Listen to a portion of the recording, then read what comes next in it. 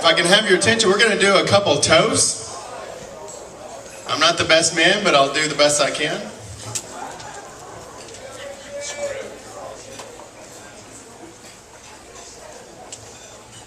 All right, so one of the things I wanted to do is kind of a group exercise to start with, if that's all right. So let's say if you've been married more than 25 years, can you stand up? If you've been married more than 25 years, stand up. Now remember, what is it, more than half get divorced, right? So 25 years worth of marriage standing in this room. So if you've been married more than 30 years, keep standing up. Everyone else sit down. Wow.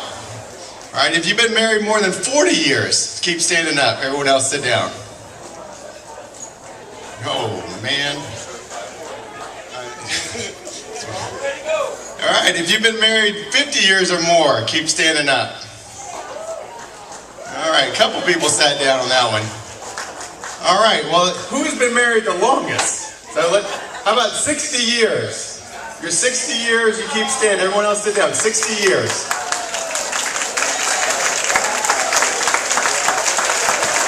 All right. How many years is that? How many years have you been married? 62 over here. Anyone have better than 62? 65, someone said?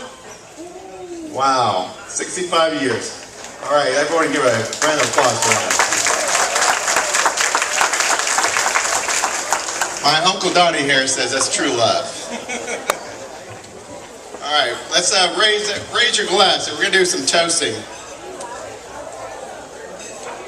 All right, to Mom and Dad. All right, they met and dated while attending high school. So they've known each other a long time, a lot longer than 50 years. So they were married 50 years and a day ago, and if I did my math right, that was Saturday, August 5th, 1961. Thanks to the internet, I did a little Googling and found out a little bit what was going on back then. While everyone was out enjoying their last night of bachelorhood the night before, on Friday, August 4th, out in Honolulu, Hawaii, at the Medical Center for Women and Children, a young man was born to a young woman and a Kenyan father. I'll tell you more about that in a second. On the day of the nuptials 50 years ago, Mom and Dad may have had a few less folks at their wedding because it was the opening of Six Flags Over Texas in a small town of Arlington, Texas that no one ever heard of. The following day, the Soviet Union put another astronaut into orbit. So I tell you all these things to help you put 50 years in perspective. As many of you, if you've been watching TV over the last couple of days, know who that young man was in Hawaii. He's our 44th president, Barack Hussein Obama. And he has the birth certificate to prove it, apparently. Dad and I went to the World Series last year in Arlington, and I can definitely tell you that Arlington and Fort Worth is not a sleepy little town.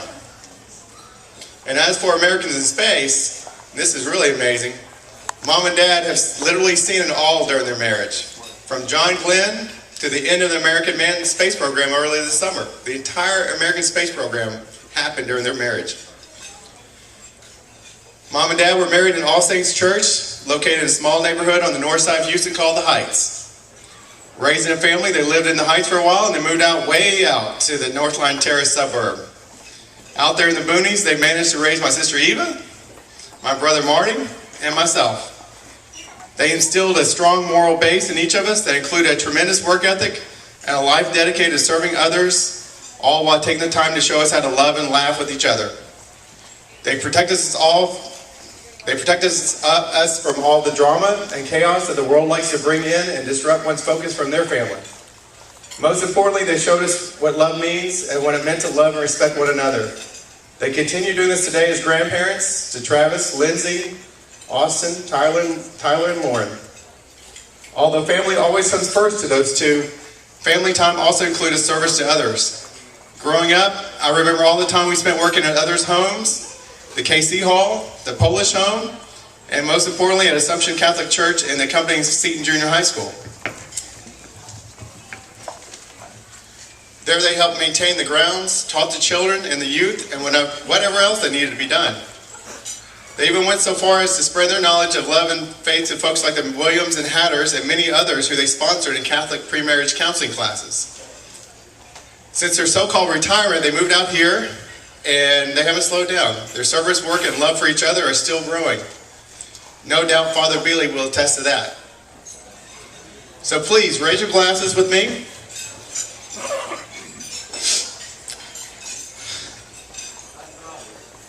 I know you already know this because you were willing to drive out here today. But these are truly two of the greatest and warmest people you will ever meet. They're two of the most faithful people I know. Their love for each other and for their family has no bounds. So here's to our hosts, our mentors, our role models, our friends, Mary and Martin, or as I refer to them, simply Mom and Dad. Here's to you.